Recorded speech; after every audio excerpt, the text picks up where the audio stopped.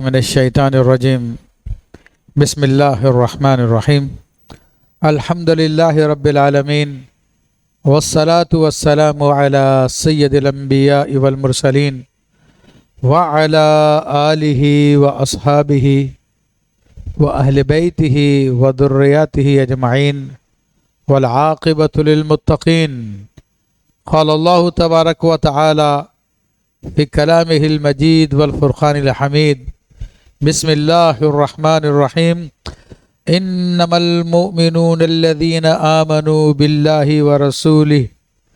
وإذا كانوا معه على أمر جامع لم يذهبوا حتى يستأذنوه ان الذين يستأذنونك أولئك الذين يؤمنون بالله ورسوله فإذا استأذنوك لبعض شأنهم فأذن لمن شئت منهم واستغفر لهم الله ان الله غفور رحيم صدق الله العظيم وصدق رسوله النبي الكريم مولاي صل وسلم دائما ابدا على حبيبك خير الخلق كلهم رب اشرح لي صدري ويسر لي امري واحلل عقدة من لساني يفقهوا قولي۔ معزز حاضرین کرام، الحمدللہ رب العالمین، اللہ تعالیٰ کے فضل و کرم سے میں نے آپ کے سامنے سورۃ النور کی آیت نمبر 62 کی تلاوت کا شرف حاصل کیا، اور آج انشاءاللہ تبارک و تعالی سورہ نور کا یہ آخری رکوع ہے، 9واں رکوع، اور سورہ نور اس میں تمام ہو جائے گی۔ تو آخری رکوع کے حوالے سے یہ جو آیت طیبہ میں نے تلاوت کی تو اس کا پہلے ترجمہ پیش کرتا ہوں۔ اللہ تعالیٰ نے ارشاد فرمایا کہ ایمان والے تو انما المؤمنون الذین، ایمان والے تو وہی ہیں، آمنوا باللہ ورسولہ، جو اللہ اور اس کے رسول پر یقین لائے، اللہ اور اس کے رسول پر ایمان لائے۔ وَإِذَا كَانُوا مَعَهُ عَلَىٰ أَمْرٍ جَامِعٍ، اور جب رسول کے پاس کسی ایسے کام میں حاضر ہوتے ہیں کہ جس کے لیے جمع کیے گئے ہیں، لم يذهبوا، تو نہیں جاتے، حتی یستأذنوہ، جب تک کہ ان سے اجازت نہ لے لیں۔ ان الذین یستأذنونک، اور بے شک جو آپ سے اجازت لیتے ہیں، لبعض شانہم اولئک الذین یؤمنون باللہ ورسولہ، تو یہی ہیں وہ لوگ جو ایمان لاتے ہیں اللہ پر، اس کے رسول پر۔ بس اگر وہ آپ سے اجازت طلب کریں اپنے کسی کام کے لیے تو ان کو اجازت دے دیں، جسے لمن شئت منہم، جن میں سے جسے چاہے آپ اجازت دے دیں۔ واستغفر لهم اللہ، اور ان کے لیے اللہ سے معافی مانگیں۔ ان اللہ غفور رحیم، کہ بے شک اللہ تبارک و تعالی بخشنے والا اور مہربان ہے۔ تو معزز حاضرین کرام اور سوشل میڈیا کے ذریعے جو حضرات اس وقت پروگرام کو دیکھ رہے ہیں، تو ان سب کی خدمت میں عرض ہے کہ یہ آیت طیبہ بڑی اہمیت کی حامل ہے، اور اس میں خاص ایک واقعے کے اعتبار سے اس بات کو ذکر کیا جا رہا ہے، اور بعض نے کہا کہ عمومی صورتحال بھی ہے، کہ فرمایا گیا کہ مومن تو وہی ہیں۔ یہ ایک انداز آپ دیکھیں کیسا انداز ہے کہ ایمان کو محدود کر دیا ان باتوں میں، کہ مومن تو وہی ہیں جو ایمان لائے اللہ پر اور اس کے رسول پر، اور اللہ اور اس کے رسول پر ایمان لانا پورا ایمان لانا ہے، تبھی وہ ایمان لانا کہلاتا ہے۔ بعض باتوں کو مان لیا اور بعض باتوں کو نہیں مانا تو وہ ایمان نہیں ہے، وہ منافقت ہے۔ اور فرمائے کہ جب وہ رسول علیہ الصلاۃ والسلام کے ساتھ کسی ایسے کام کے لیے جمع ہوتے، کسی ایسے کام کے لیے ہوتے ہیں جس کے لیے ان کو جمع کیا گیا ہو، تو وہ اس وقت تک نہیں جاتے جب تک کہ وہ رسول اللہ صلی اللہ علیہ وسلم سے اجازت نہ لے لیں۔ تو اب اس کے تفسیر میں مفسرین کرام نے عمومی بات بیان کی کہ نبی علیہ الصلوۃ والسلام صحابہ کرام کو کبھی نماز جمعہ کے لیے بلاتے تھے، کبھی عیدین کے لیے بلاتے تھے، کبھی عام نمازوں کے لیے، اور کبھی جہاد کے لیے بلاتے تھے، اور کبھی مشورہ کرنے کے لیے صحابہ کرام کو بلاتے تھے۔ تو یہاں پر اللہ تبارک و تعالیٰ نے 3 باتیں ایمان کے لیے ضروری قرار دی، مومن ہونے کے لیے ضروری قرار دی، کہ ایک تو اللہ پہ ایمان لائیں، اس کے رسول پہ ایمان لائیں، اور جب رسول علیہ الصلوۃ والسلام کسی کام کے لیے ان کو اکٹھا کریں تو یہ نہیں کہ اپنی مرضی سے کوئی بھی اٹھ کے چلا جائے، کوئی بھی اٹھ کے نہ جائے جب تک کہ اجازت نہ لے لے۔ تو صحابہ کرام کا یہی طریقہ کار تھا کہ جب کوئی ان کو کوئی ضرورت پیش آ جاتی، جیسے جمعہ کا سرکار دو عالم صلی اللہ علیہ وسلم خطبہ دیا کرتے تھے، تو اس دوران اگر کسی کو کوئی مجبوری ہو جاتی، کوئی اس کو رفع حاجت کی پیش آ جاتی، کوئی اور معاملہ ہو جاتا، تو وہ سامنے کھڑے ہو جاتے، اور رسول اللہ صلی اللہ تعالیٰ علیہ وآلہ وسلم پھر ان کو اشارہ کر کے اجازت دیتے کہ جاؤ، تو وہ اس کے بغیر نہیں جاتے تھے۔ تو اللہ تبارک و تعالیٰ نے ایمان کو ان 3 چیزوں میں کر دیا کہ اللہ پہ ایمان، رسول پہ ایمان، اور جب رسول کسی کام کے لیے جمع کریں تو پھر اجازت لیے بغیر نہ جائیں۔ اور پھر مزید اس کی تاکید کی ہے کہ اجازت لینے کا فائدہ کیا ہے، کہ بے شک جو آپ سے اجازت لیتے ہیں یہی ہیں اللہ پر ایمان لانے والے، اس کے رسول پر ایمان لانے والے۔ یہ مزید تاکید کر دی ہے۔ فَإِذَا اسْتَأْذَنُوكَ لِبَعْضِ شَأْنِهِمْ، اب اللہ تبارک و تعالیٰ نے شفقت فرمائی صحابہ کرام پر بھی کہ حبیب صلی اللہ تعالیٰ علیہ وسلم اگر وہ آپ سے کسی کام کی اجازت مانگے، یعنی بلایا تھا آپ نے میٹنگ کے لیے یا جمعے کے لیے یا عید کے لیے، لیکن ان کو کوئی ضرورت پیش آ گئی، تو اگر وہ اجازت مانگے فَأْذَن، تو آپ اجازت دے دیجیے، لیکن ساتھ میں کیا کہ لمن شیتا منہم، ان میں سے آپ جس کو چاہیں اجازت دے دیں۔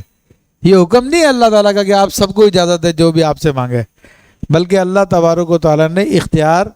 نبی علیہ الصلوۃ والسلام کے ہاتھ میں رکھا ہے کہ جس کو آپ چاہیں اجازت دیں اور جس کو چاہیں نہ دیں۔ اور پھر فرمائے کہ اور ان کے لیے اللہ کی بارگاہ میں استغفار بھی کریں، کہ جو مجبوراً اٹھ کے جا رہے ہیں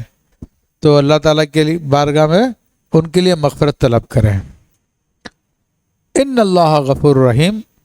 بے شک اللہ تبارک و تعالیٰ بہت بخشنے والا ہے اور مہربان ہے۔ تو بخشنے والا بھی اس نے یہاں پہ اپنی صفت کو بیان کر دیا، اور مہربان اس طرح سے کہ صحابہ کرام کو اجازت دے دی۔ تو اب اس سے نبی علیہ الصلوۃ والسلام کی حیثیت کا بھی اندازہ ہوتا ہے کہ اللہ کے یہاں پہ آپ کا کیا مقام ہے، کیا مرتبہ ہے، کہ اللہ تبارک و تعالیٰ اس بات کو پسند نہیں فرماتا کہ حبیب علیہ الصلوۃ والسلام بلائیں اور یہ اٹھ کے چلنا شروع کر دیں، کوئی آ رہا کوئی جا رہا، ایسا نہیں ہے۔ تو یہی وجہ تھی کہ صحابہ کرام جب رسول اللہ صلی اللہ تعالیٰ علیہ وسلم کی خدمت اقدس میں ہوا کرتے تھے تو ان کی کیفیت ایسی ہوا کرتی تھی جیسے کہ پتھر رکھے ہوئے ہیں اور ان کے اوپر آگے پرندے بیٹھ جاتے تھے۔ اس قدر ادب کے ساتھ اپنی نظروں کو جھکا کر رسول اللہ صلی اللہ علیہ وسلم کی بات کو ہمتن گوش ہو کے سنا کرتے تھے، اور کسی میں تاب نہیں ہوتی تھی کہ وہ نگاہ بھر کے رسول اللہ صلی اللہ علیہ وسلم کے چہرے کو دیکھے یا آپ کی آنکھوں میں آنکھیں ڈالے۔ یہ صرف سیدنا ابو بکر صدیق رضی اللہ تعالیٰ کا مرتبہ تھا، جو رسول اللہ صلی اللہ علیہ وسلم نے آپ کو اتنا قرب عطا فرمایا تھا کہ جو آپ کے چہرہ اقدس کو بھی دیکھتے تھے اور آپ کی آنکھوں میں آنکھیں ڈال کے آپ سے گفتگو بھی فرماتے تھے۔ یہ صدیق کا مرتبہ تھا، لیکن باقی تمام کا یہ عالم تھا جو میں نے آپ کو ذکر کیا۔ تو اب یہ آیت طیبہ ویسے تو براہ راست رسول اللہ صلی اللہ علیہ وسلم کی شان میں نازل ہوئی ہے، مگر تفسیر اشاری ہوتی ہے۔ اشاری یعنی اشارہ جس کو ہم کہتے ہیں، تو وہ تصوف کی تفسیر ہوتی ہے، یعنی انہی آیتوں کے ضمن میں اللہ تبارک و تعالیٰ نے تصوف کی تعلیم کے بھی اشارے فرما دیے ہیں، جو بزرگان دین نے اپنی کتابوں میں بیان کیے، بلکہ بعض بزرگوں نے پوری قرآن کی تفسیر اسی انداز میں کی ہے، ہر آیت کی تفسیر لکھی ہے، تفسیر اشاری، تصوف کی تفسیر۔ تو جیسے کہ شیخ روزبان رحمۃ اللہ تعالیٰ علیہ کی کتاب ہے، اسی طرح حضرت شیخ احمد ابن عجیبہ الحسنی الشاذلی رحمۃ اللہ تعالیٰ علیہ کی تفسیر البحر المدید، تو ان میں ظاہری تفسیر بھی ہے، شرعی تفسیر بھی، اور اس کے ساتھ ساتھ اشاری تفسیر بھی ہر آیت کی آپ بیان کرتے ہیں، اور اس پر پھر دیگر بزرگان دین سے استدلال کرتے ہیں۔ تو حضرت ابو القاسم قشیری رحمۃ اللہ تعالیٰ علیہ جو 5ویں صدی ہجری کے بزرگ ہیں، وہ اس آیت طیبہ کے حوالے سے بیان فرماتے ہیں کہ یہاں پر شیخ اور مرید کے آداب کو بھی بیان کیا گیا ہے۔ وہ فرماتے ہیں کہ بندے کو چاہیے کہ کسی باعمل عالم شریعت کے پیروکار کی بیعت کرے۔ تو عالم ہونا پیر کے لیے ضروری ہے، ورنہ پیر ہو ہی نہیں سکتا وہ۔ اور ابو القاسم قشیری رحمۃ اللہ علیہ وہ بزرگ ہیں کہ جن کی کتابوں کے حوالے داتا گنج بخش رحمۃ اللہ علیہ اور بڑے بڑے بزرگ دیتے ہیں، تو یہ ایسے بزرگوں میں سے گزرے ہیں۔ تو فرماتے ہیں کہ کسی باعمل عالم اور متبع شریعت کے ہاتھ پہ بیعت کرے، اور پھر اس کی فرما برداری کرے، اس کی اطاعت کرے، اور جب وہ شیخ کے پاس آ جائے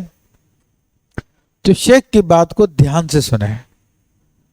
اور اپنے آپ کو اس کے حوالے کر دے، اور اپنی مرضی وہاں پہ نہ چلائے، اپنے آپ کو شیخ کی مرضی میں گم کر دے۔ یہ دیکھیں، امام اہل سنت نے پیری مریدی کی 2 قسمیں بتائی ہیں۔ ایک ہوتی ہے پیری مریدی جسے کہتے ہیں بیعت اتصال، اور ایک فرمائے بیعت ایصال ہے، ایک اتصال اور ایک ایصال۔ تو بیعت اتصال کیا وہ جو آج کل رائج ہے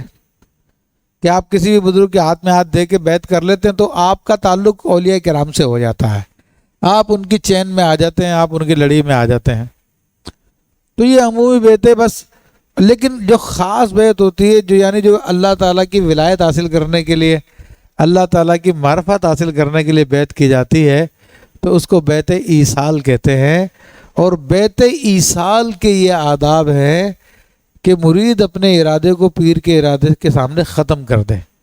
اور اپنے آپ کو اس کے حوالے کر دے، اور جس طرح وہ چلائے اس کے احکام پہ عمل کرے، اپنے چھوٹے چھوٹے کاموں میں اس سے اجازت لے کے وہ کام کرے۔ تو یہ بیعت ایصال میں ہوتا ہے جو اللہ تعالیٰ تک پہنچنا چاہتا ہے۔ لیکن میں پہلے پھر وضاحت کر رہا ہوں آپ کو کہ آج کل نہ مرید ہونے والے کا نیت یہ ہوتی ہے کہ مجھے اللہ تعالیٰ کا قرب حاصل کرنا ہے، اللہ تبارک و تعالیٰ کی بارگاہ تک پہنچنا، عارف بننا، ولی بننا،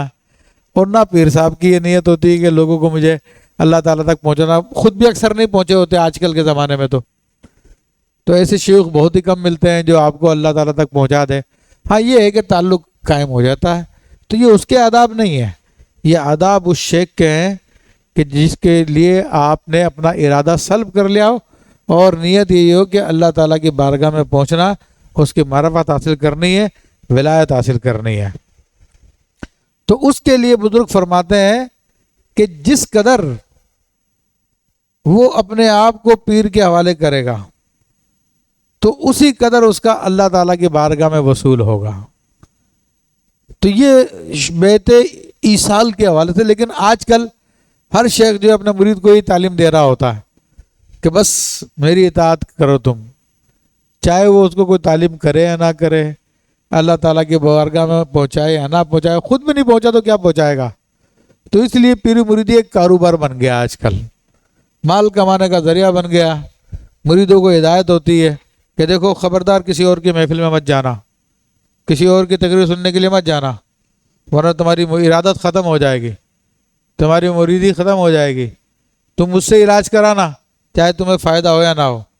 سال سال 2 سال دھکے کھاتے رہنا، لیکن کسی اور کے پاس مت جانا۔ کسی اور کے پاس گئے تو تمہاری ارادت ختم ہو جائے گی۔ تو یہ غلط روش ہے، غلط طریقہ ہے، ایسا شریعت میں کچھ بھی نہیں ہے۔ ہاں یہ اس کے آداب ضرور ہے، جو اللہ تعالیٰ تک پہنچنا چاہتا ہے تو پھر ہر کام میں شیخ سے اجازت لے، اور شیخ سے اجازت لے کے کہیں اور علاج کرانا چاہتا ہے تو ٹھیک ہے، اس سے علاج بھی کروا لے۔ تو یہ ان پیروں کے بارے میں۔ لیکن اس کے علاوہ آج کل کیا حکم ہے؟ آج کل جو حکم ہے وہ حضرت امام عبد الوہاب شعرانی رحمۃ اللہ تعالیٰ علیہ نے اپنی کتاب موازین القاصرین فی الشیوخ و مریدین، اس کتاب میں بیان فرمائے ہیں کہ آپ کا زمانہ 10ویں صدی ہجری کا زمانہ ہے، جو آج سے تقریباً 440 سال پرانا، ابھی 44 چل رہا ہے نا، ہاں 45 چل رہا ہے، تو وہ آپ کا 900 کچھ کا زمانہ ہے۔ تو تقریباً یہ 450 پونے 500 سال پہلے کی بات بتا رہا ہوں، جب کہ بڑی اصلاح تھی، دین تھا، عام تھا، لوگ بھی نیک تھے۔ لیکن وہ فرماتے ہیں کہ ہمارے زمانے میں بھی ابھی کوئی کامل نہیں ملتے، دنیا کی محبت میں لوگ پھنسے ہوئے ہیں، ایسے لوگ نہیں ملتے۔ وہ فرماتے ہیں کہ کسی فقیہ سے اگر آج کا پیر بات کرے، یعنی اپنے زمانے کے پیروں کے بارے میں کہہ رہے ہیں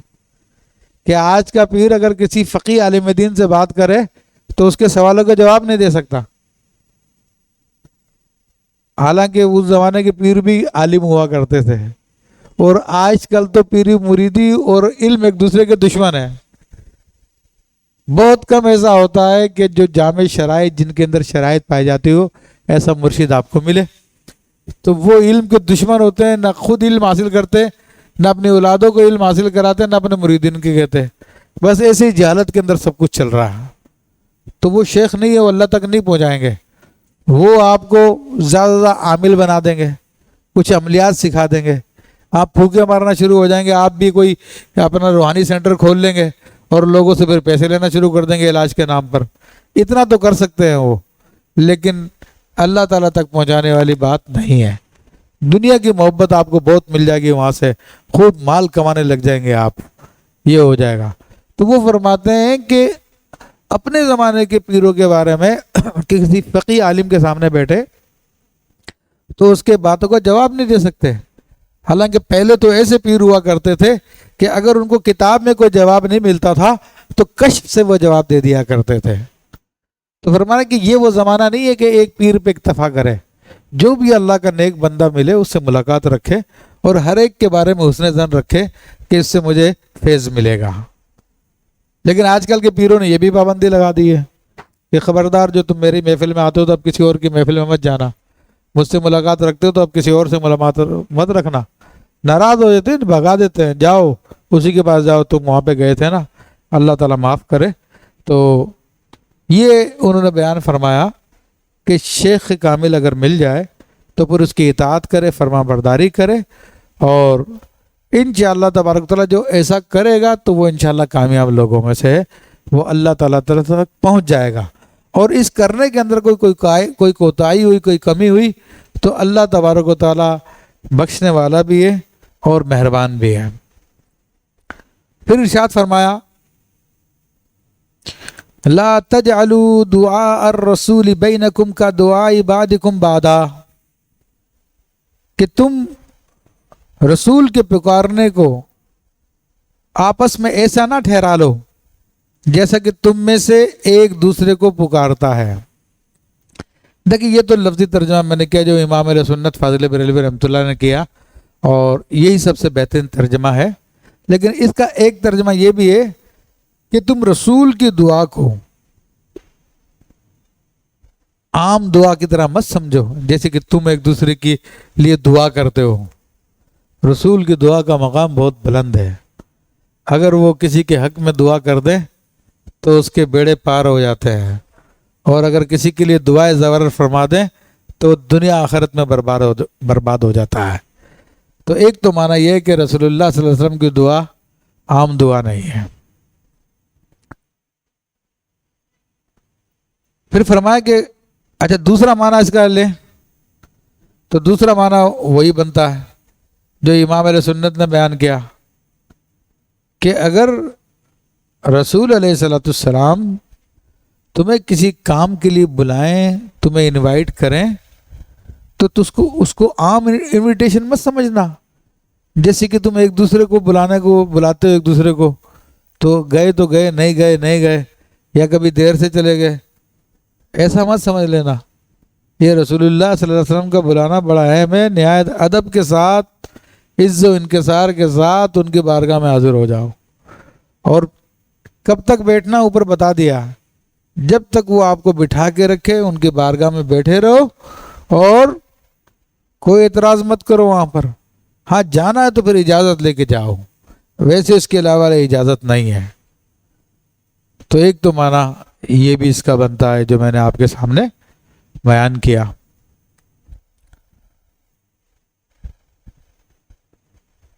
پھر ایک اور معنی بھی بزرگوں نے بیان کیا کہ رسول کو اگر تمہیں پکارنا ہو تو ایسے مت پکارو جس طرح ایک دوسرے کو پکارتے ہو۔ ہم ایک دوسرے کو پکارتے ہیں تو کیا کرتے ہیں، ہم اس کا نام لے کے جناب ادھر آؤ، زید میرے ادھر آؤ، زید صاحب، سلیم صاحب ادھر آؤ، اس قسم کے ہم الفاظ استعمال کرتے ہیں کہ نہیں، اللہ کے نبی کو پکارنا تو بزرگوں نے لکھا کہ آپ کا نام لے کے نہ پکارے، بلکہ تعظیم کے الفاظ استعمال کرے، یا ایھا النبی، یا نبی، یا رسول، یا کریم، جو بھی عزت والے الفاظ ہے ان الفاظ سے رسول اللہ، یا رسول اللہ، یہ الفاظ استعمال کرے تو پھر رسول اللہ صلی اللہ علیہ وسلم کو ندا کرے، ورنہ بے ادبی شمار کی جائے گی۔ اب بعض علماء اس بات کے قائل ہیں کہ نبی علیہ الصلوۃ والسلام کا نام نامی اس میں گرامی لے کے اگر اس نیت سے پکارا جائے کہ آپ کی توجہ کرانا مقصود ہے، یا آپ کے نام کی نیت نہ کرے بلکہ محمد مامانا بہت تعریف کیا ہوا، یعنی آپ کے وصف کے حیثیت سے آپ کو پکارے، تو پھر وہ ٹھیک ہے، وہ جائز ہے۔ تو یہ 2-3 موقف تھے جو میں نے آپ کے سامنے بیان کیے، اور آیتوں کا جو سیاق و سباق ہے اس کے اعتبار سے تو وہی ہے جو امام علیہ سنت نے ترجمہ فرمایا کہ رسول کے بلانے کو ایسا نہ ٹھہرا لو جیسا کہ تم آپس میں ایک دوسرے کو بلاتے ہو، چلے گئے نہیں گئے لیٹ چلے گئے، ایسا نہیں ہے۔ قَدْ يَعْلَمُ اللَّهُ الَّذِينَ يَتَسَلَّلُونَ مِنْكُمْ لِوَاذًا، بے شک اللہ تعالیٰ جانتا ہے تم میں سے،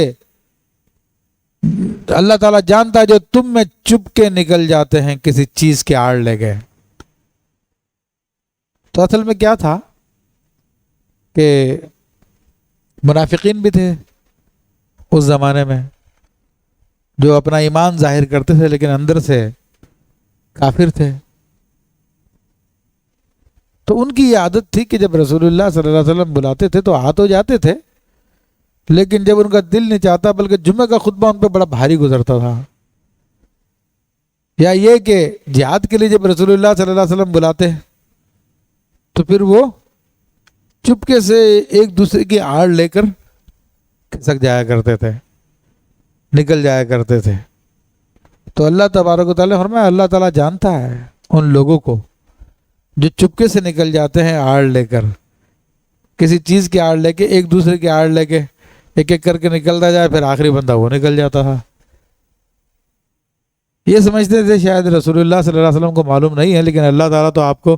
اطلاع دیتا تھا، غیب پہ مطلع فرماتا تھا۔ تو اللہ تعالیٰ فرمایا کہ فَلْيَحْذَرِ الَّذِينَ يُخَالِفُونَ عَنْ أَمْرِهِ، تو ڈریں وہ جو رسول کے حکم کے خلاف کرتے ہیں، أَن تُصِيبَهُمْ فِتْنَةٌ أَوْ يُصِيبَهُمْ عَذَابٌ أَلِيمٌ، کہ کہیں انہیں کوئی فتنہ پہنچے یا ان پر دردناک عذاب پڑے۔ تو یہی بات ہے کہ اللہ کے نبی صلی اللہ تعالی علیہ وسلم کی کامل اطاعت ضروری ہے، کہ اگر آپ نبی علیہ الصلوۃ والسلام کی اطاعت نہیں کریں گے تو پھر بزرگ فرماتے ہیں کہ اللہ تبارک تعالیٰ تم سے توفیق چھین لے گا، اور نہ تم دنیا میں کامیاب ہوگے نہ آخرت میں کامیاب ہوگے۔ اور یہی ہوتا ہے لوگوں کے ساتھ، جب رسول اللہ صلی اللہ علیہ وسلم کی سنتوں کو چھوڑ دیتے ہیں تو پھر در بدر کی ٹھوکریں کھاتے ہیں۔ ہر جگہ پہ جہاں پہ ان کو کچھ چاہیے ہوتا ہے وہاں پہ سجدے کرنے کے لیے تیار ہو جاتے ہیں، خوشامدیں کرنے کے لیے تیار ہو جاتے ہیں، بس ان کو دنیا مل جائے۔ تو یہ سارا کا سارا معاملہ کیا ہوتا ہے کہ نبی علیہ الصلوۃ والسلام کو سنت کو چھوڑ دیا، آپ علیہ الصلوۃ والسلام کی پیروی کو چھوڑ دیا، تو جس کے نتیجے میں اللہ تعالیٰ نے ان کو فتنے میں مبتلا کر دیا ہے، اور بعض اوقات عذاب میں مبتلا ہو جاتے ہیں۔ اور ہم نے دیکھا ہمارے بہت سارے حکمران ایسے بھی گزرے ہیں کہ جو فتنوں میں بھی مبتلا ہوئے اور خوب گناہ کے کام انہوں نے اپنی طاقت کے زور پہ پاکستان میں شروع کروائے، اور پھر ذلت کے ساتھ شدید قسم کی بیماریوں میں مبتلا ہو کر اس دنیا سے جو ہے پھر ذلیل و رسوا کے چلے گئے۔ تو ایسا بھی ان کے ساتھ معاملہ ہوا۔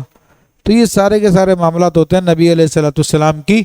سنت مبارکہ کی مخالفت کرنے کی وجہ سے۔ اور میں کسی کا نام نہیں لیتا، لیکن آپ سمجھدار لوگ آپ سمجھ لیں کہ یہ سارا کا سارا معاملہ ہے۔ اب اس کی تفسیر اشاری اگر ہم دیکھیں، یعنی تصوف کی تفسیر، تو اس کے بارے میں بزرگان دین نے فرمایا کہ اگر مرشد کامل جس سے تم بیعت کر چکے ہو، اور وہ بیعت جس کو میں نے کہا بیعت ایصال، اللہ تعالیٰ تک پہنچنے کے لیے آپ نے بیعت کی ہے، اور آپ کی یہ نیت ہے، تو اس کے آداب میں سے یہ ہے کہ اگر وہ بلائے تو پھر اس کو بلانا عام نہ سمجھے، عام لوگوں کا بلانا، بلکہ اس کا بلانا بڑا خاص ہوتا ہے، کیونکہ وہ جو مرشد کامل ہوتا ہے وہ عالم ہوتا ہے اور باعمل ہوتا ہے۔ اور عالم کے بارے میں اللہ کے نبی صلی اللہ تعالی وسلم نے فرمایا کہ العلماء ورثۃ الانبیاء، ہر پیر نہیں، جو باقاعدہ عالم ہو، جس میں شرائط پائی جاتی ہو، اس کے لیے حکم ہے کہ نبی کا وارث ہے، وہ نبی کا نائب ہوتا ہے، تو نبی کی نیابت میں کام کر رہا ہوتا ہے، اور اس کے ہاتھ میں ہاتھ دینے کا مقصد یہ کہ آپ نے نبی کے ہاتھوں میں ہاتھ دے دیا، اور اس کی پیروی کرنا ایسا ہی ہوتا ہے جیسے کہ اللہ کے نبی علیہ الصلوۃ والسلام کی احکام کی پیروی کرنا، کیونکہ وہ اپنی طرف سے کچھ نہیں کہتا۔ ایسے مرشدوں کی خاص کیا بات ہوتی ہے کہ وہ اپنا حکم نہیں چلاتے اپنی ذات کی طرف سے، بلکہ جو سنت النبوی صلی اللہ علیہ وسلم میں تربیت کا طریقہ ملتا ہے اس طریقے سے وہ لوگوں کی تربیت کرتے ہیں، اپنی ذات کو بیچ سے نکال دیتے ہیں۔ تو فرمایا کہ ایسے مرشد اگر ملیں، ایسے مرشد کے ہاتھ میں بیعت کر لیے تو پھر اس کی دعا طلب کرو، اس کی بد دعا سے ڈرو، اگر وہ بلائے تو اس کا پورا پورا ادب کرو، اور جو ایسے مرشدوں کی بارگاہ میں آ کر بھی 420 کرتے ہیں تو پھر ان کو ڈرنا چاہیے، کہیں فتنے میں نہ مبتلا ہو جائے، کہیں عذاب میں نہ مبتلا ہو جائے۔ اور ابو القاسم قشیری رحمۃ اللہ تعالیٰ علیہ تو فرماتے ہیں کہ الشیخ فی قومہ کالنبی فی امتہ، کہا کہ حدیث شریف میں آیا کہ شیخ یعنی مرشد کامل جس میں 4 شرائط پائی جاتی ہیں، یعنی صحیح العقیدہ سنی ہو، نمبر 2 باقاعدہ عالم دین جس نے علم دین سیکھا ہو، پڑھا ہو، اس نے ٹائم لگایا ہو کتابوں کو پڑھنے میں، سیکھنے میں، نمبر 3 اس کا سلسلہ رسول اللہ صلی اللہ علیہ وسلم سے متصل ہو، اور نمبر 4 فاسق کے مولن نہ ہو، ظاہری طور پہ کوئی خلاف شرع کام نہ کرتا ہو، تو وہ 4 شرائط اس میں پانا ضروری ہے۔ اور آج ہم پیروں میں دیکھتے ہیں کہ لمبے لمبے بال رکھے ہوتے ہیں بعض نے عورتوں کی طرح،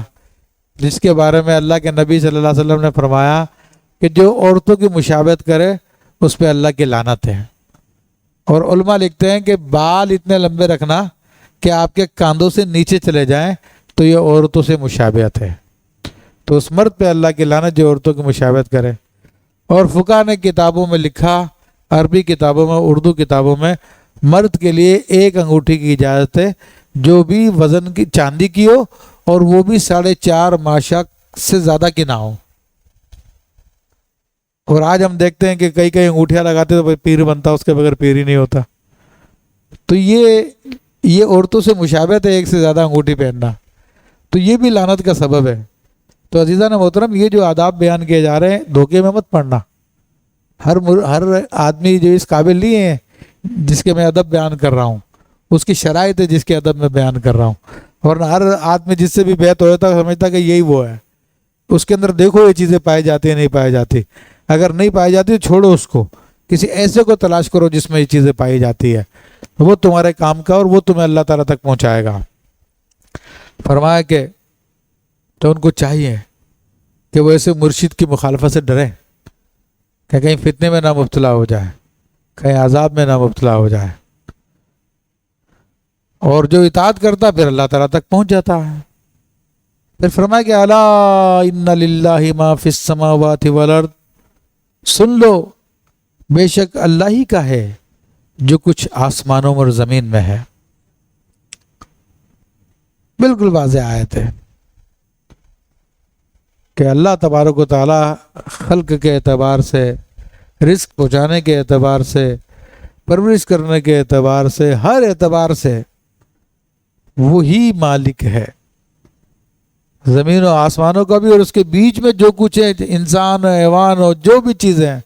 سب اس کی ملکیت، اسی کی بادشاہت ہے۔ قد یعلم ما انتم علیہ، بے شک وہ جانتا ہے تم جس حال پر ہو۔ تو وہ ہمارے تمام حال کو جانتا ہے، ہمارے دل میں کیا ہے کیا نہیں ہے، ہم آئندہ کیا کریں گے، ان سب باتوں کو جانتا ہے وہ، اسے کچھ بھی نہیں چھپا ہوا۔ وَيَوْمَ يُرْجَعُونَ إِلَيْهِ، اور جس دن تم لوٹائے جاؤ گے اس کی بارگاہ میں، فَيُنَبِّئُهُم بِمَا عَمِلُوا، تو وہ انہیں بتا دے گا جو کچھ انہوں نے کیا۔ وَاللَّهُ بِكُلِّ شَيْءٍ عَلِيمٌ، اور بے شک اللہ تبارک و تعالیٰ سب کچھ جانتا ہے۔ دیکھیں اللہ تبارک و تعالیٰ ایک خالق و مالک ہے، تو یہاں پر اللہ تبارک و تعالیٰ نے اپنی ان صفات کو بیان کر دیا جس سے اس کی الوہیت کا پتہ چلتا ہے، اس کی بادشاہت کا پتہ چلتا ہے، اس کی ملکیت کا پتہ چلتا ہے۔ کیونکہ جو کسی کا والی ہو، جو کسی کا رکھوالی ہو، اس کے لیے دو چیزیں چاہیے، ایک تو قدرت اور ایک علم۔ علم ہوگا تو اس کو کیا ضرورت ہے کیا ضرورت نہیں ہے ان چیزوں کو جان سکے گا اور پوری کر دے گا، اور قدرت ہوگی تو اس کے اوپر تصرف کر سکے گا،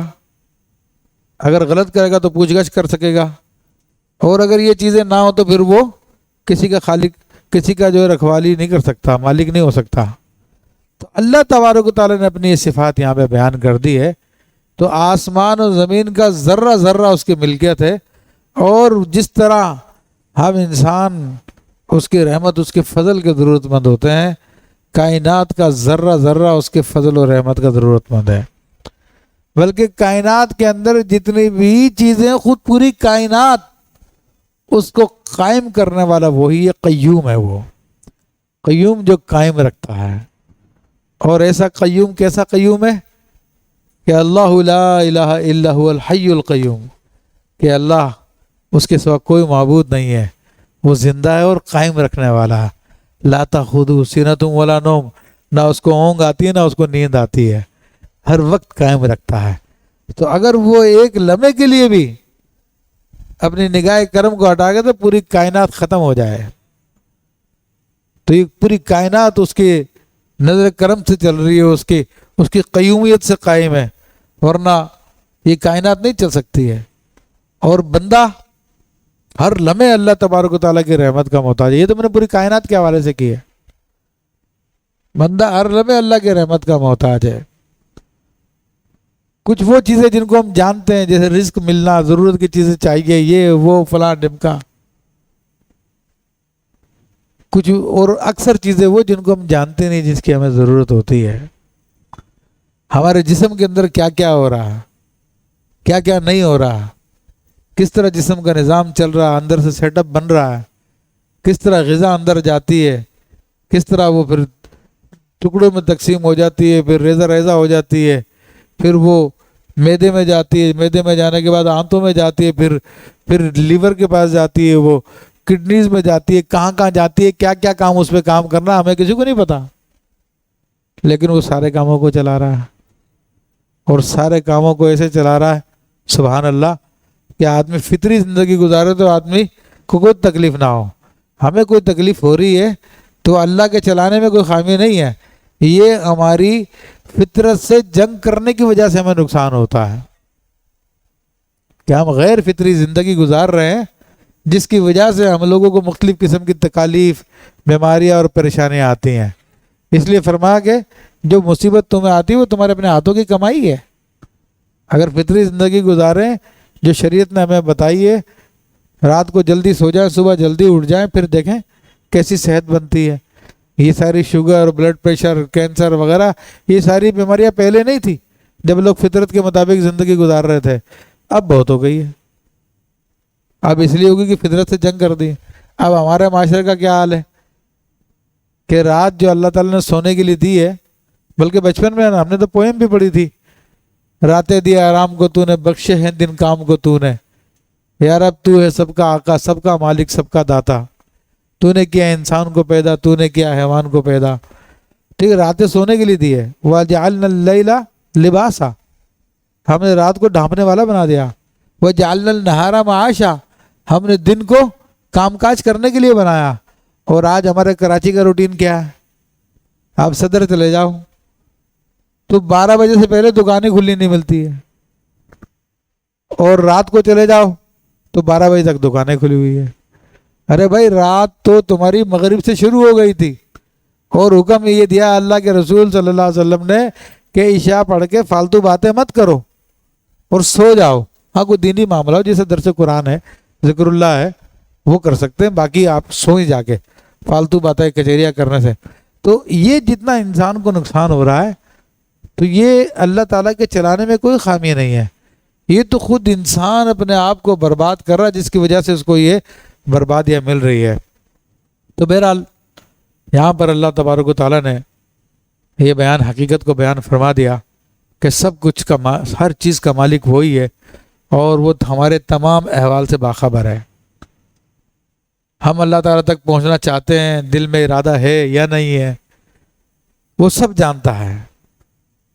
اور جو کچھ کرتوت ہم کر رہے ہیں، جو چھپ چھپ کے کرتے ہیں یا کھلم کھلا کر رہے ہیں، تو اس دن وہ ساری باتوں کی خبر بھی دے دے گا۔ اور کیسے خبر دے دے گا؟ ایسے خبر دے دے گا، خود قرآن اس کی وضاحت کر رہا، یوم تکلمنا ایدیہم وتشہد ارجلہم بما کانوا یکسبون، کہ آج قیامت کے دن ہم سے ان کے ہاتھ کلام کریں گے، اور ان کے پاؤں جو بتائیں گے کیا کیا کیا انہوں نے، سب چیزیں گواہی دے دیں گی، سب چیزیں ظاہر ہو جائیں گی۔ تو اس لیے بندے کو اگر قیامت پہ یقین ہے، اللہ پہ یقین ہے، اور یہ جانتا ہے مجھے مرنا اور مرنے کے بعد پھر اللہ تعالیٰ کی بارگاہ میں حاضر ہونا ہے، تو پھر جان لینا چاہیے کہ سارے کاموں کا حساب کتاب بھی دینا ہے، اور اللہ تبارک و تعالیٰ سے کچھ بھی نہیں چھپا ہوا، تو اس دن کی تیاری کرنی چاہیے۔ تو جو اولیاء کے ہاتھوں میں ہاتھ دیا جاتا ہے، مرشدوں کے ہاتھوں میں ہاتھ دیا جاتا ہے، وہ اس لیے نہیں دیا جاتا کہ یہ مرشد بخشوا لے گا، وہ اس لیے دیا جاتا ہے کہ بخشش کا طریقہ ہمیں بتا دے گا، اس طریقے پہ ہمیں چلا دے گا، اور ان لوگوں میں شامل کر دے گا جو لوگوں کی شفاعت کرنے کے قابل ہوتے ہیں۔ تو یہ اس کا مقصد ہوتا ہے۔ یہ نہیں ہے کہ جناب وہ بس پیر بنا لیا تو بس سب چیزیں چھٹی ہو گئی ہے، ایسا نہیں ہے۔ دین پہ عمل کرنا پڑے گا، دین کو سیکھنا پڑے گا، اور اس کے تقاضوں پہ عمل کرنا پڑے گا، تب جا کے انسان کو کامیابی ہوتی ہے۔ اور جو لوگ اس طریقے کو اپنا لیتے ہیں اور اس راستے پہ چل پڑتے ہیں، تو اللہ کے نبی صلی اللہ تعالیٰ علیہ وسلم ارشاد فرماتے ہیں کہ میری امت کے 70,000 آدمی ایسے ہوں گے جو نہ حساب دیکھیں گے نہ کتاب دیکھیں گے، ڈائریکٹ اپنی قبروں سے جنت میں پہنچا دیے جائیں گے۔ اور فرمایا کہ ان میں سے ہر 70,000 کے ساتھ، ہر ایک کے ساتھ 70,000 ہوں گے۔ تو یہی وہ اولیاء کرام ہوں گے جنہوں نے یہ تصوف کا راستہ اپنایا، شریعت پہ عمل کیا، رسول اللہ صلی اللہ علیہ وسلم کی سنتوں کو تھاما، اور پھر اس پہ عمل کرتے رہے یہاں تک کہ معرفت الہی حاصل کر لی، اور وہ متوکل ہو گئے۔ اور پھر جو ان کے سلسلے میں داخل ہوئے اور جنہوں نے پھر یہ راستہ اپنایا، تو ان کے لیے بھی وہی بشارتیں ہیں۔ تو یہ پھر انسان کو کامیاب کر دیتی ہے۔ تو فرمایا کہ سب چیزوں کا مالک اللہ تبارک و تعالیٰ ہے، اور وہ جانتا ہے جو تمہارا اس وقت حال ہے، اور جب تم لوٹو گے تو تمہیں تمہارا حال بتا بھی دیا جائے گا کہ تم نے کیا کچھ کیا۔ اللہ تعالیٰ ہر ایک چیز کو جاننے والا ہے۔ اللہ تعالیٰ سے ہم دعا کرتے ہیں کہ اللہ تبارک و تعالیٰ ہمیں اچھے لوگوں میں شامل فرما دے اور قرآن مجید فرقان حمید کی ان تعلیمات پہ عمل کرنے کی توفیق عطا فرما دے، آمین بجاہ النبی الامین۔ الحمدللہ یہاں پر ہماری سورۃ النور آج مکمل ہو گئی ہے، اور انشاءاللہ تبارک و تعالیٰ آئندہ جمعرات کو انشاءاللہ تبارک و تعالیٰ سورہ فرقان کی انشاءاللہ ابتدا ہوگی، اس کی تفسیر بیان کی جائے گی انشاءاللہ تعالیٰ۔